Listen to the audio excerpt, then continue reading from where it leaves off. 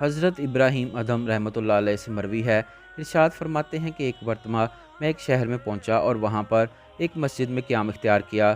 جب عشاء کی نماز ہو چکی تو مسجد کا امام آیا اور کہنے لگا یہاں سے باہر نکلو، میں نے دروازہ بند کرنا ہے۔ میں نے اس سے کہا کہ میں مسافر ہوں، اس لیے رات مسجد میں گزاروں گا۔ وہ کہنے لگا مسافر تو مسجد سے قندیلیں اور چٹائیاں چرا کر لے جاتے ہیں، اس لیے ہم کسی کو یہاں پر سونے کی اجازت نہیں دیتے، ابراہیم ادھم رحمۃ اللہ علیہ ہی کیوں نہ ہوں۔ میں نے کہا میں ابراہیم ادھم ہوں، یہ سخت سردی کی رات ہے۔ اس نے مجھ سے کہا تمہاری شکل ہی سے معلوم ہوتا ہے، جھوٹ بولنے کی کوئی ضرورت نہیں۔ پھر وہ غصے میں آ گیا اور کہنے لگا بس زیادہ بکواس نہ کرو، اور سختی سے میری ٹانگ پکڑ کر کھینچی اور مجھے منہ کے بل گھسیٹتا ہوا حمام کے تنور کے دروازے تک لے گیا اور وہاں چھوڑ کر واپس ہوا۔ حضرت ابراہیم ادھم رحمۃ اللہ علیہ فرماتے ہیں کہ میں نے وہاں پر کھڑے ہو کر دیکھا تو ایک آگ جلانے والے حمام میں آگ جلا رہا تھا۔ میں نے اپنے دل میں کہا کہ اسی کے پاس جا کر رات گزارنی چاہیے۔ چنانچہ میں اس شخص کے پاس پہنچا تو دیکھا کہ وہ ایک موٹے کپڑے کا لباس پہنے ہوئے تھا۔ میں نے اسے سلام کیا لیکن اس نے جواب نہ دیا اور مجھے اشارے سے کہا بیٹھ جاؤ۔ چنانچہ میں بیٹھ گیا۔ وہ شخص خوفزدہ حالت میں کبھی دائیں جانب اور کبھی بائیں جانب دیکھتا جاتا۔ مجھے اس سے خطرہ محسوس ہونے لگا۔ جب اس نے اپنا کام ختم کر لیا تو پھر میری طرف متوجہ ہوا اور کہا وعلیکم السلام ورحمۃ اللہ وبرکاتہ۔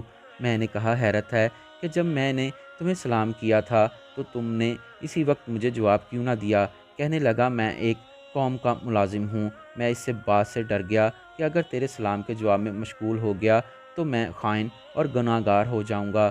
میں نے اس سے کہا کہ میں نے تجھے دائیں بائیں نظر دوڑاتے ہوئے دیکھا ہے، کیا تم کسی سے خوفزدہ ہو؟ اس نے جواب دیا ہاں۔ میں نے کہا کس سے خوفزدہ ہو؟ کہنے لگا موت سے، نہ جانے دائیں جانب سے آن پہنچے یا بائیں جانب سے۔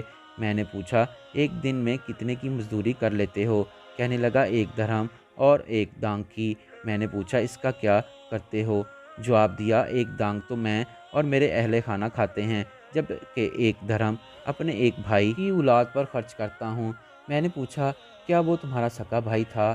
کہنے لگا نہیں، میں نے اس سے اللہ کے لیے محبت کی تھی، اب اس کا انتقال ہو گیا تو اس کی اولاد کی کفالت میں ہی کرتا ہوں۔ میں نے پوچھا تم نے اللہ تعالیٰ سے کسی حاجت کے بارے میں دعا مانگی تھی جو اس نے قبول فرمائی ہو؟ اس نے کہا میری ایک حاجت ہے اور میں 20 برس سے بارگاہ الہی میں دعا کرتا ہوں، ابھی تک میری وہ حاجت پوری نہیں ہوئی۔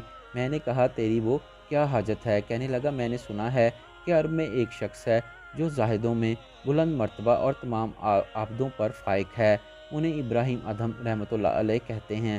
میں نے اللہ رب العزت سے دعا مانگی تھی کہ میں ان کا دیدار کروں اور ان کے سامنے ہی میری جان نکل جائے۔ میں نے کہا اے میرے بھائی خوش ہو جا کہ اللہ تعالیٰ نے تیری حاجت پوری کر دی اور تیری دعا کو شرف قبولیت بخشا اور مجھے تمہارے پاس منہ کے بل گھسیٹتے ہوئے پہنچا کر راضی ہوا۔ یہ سنتے ہی وہ اچھل پڑا اور مجھ سے معانقہ کیا۔ پھر وہ کہنے لگا اے اللہ تو نے میری حاجت پوری کی اور میری دعا قبول کر لی، اب میری روح بھی قبض کر لے۔ چنانچہ اللہ تعالیٰ کی بارگاہ میں اس کی دوسری دعا بھی قبول ہو گئی اور وہ شخص گرا اور گرتے ہی اس کی روح قفس عنصری سے پرواز کر گئی۔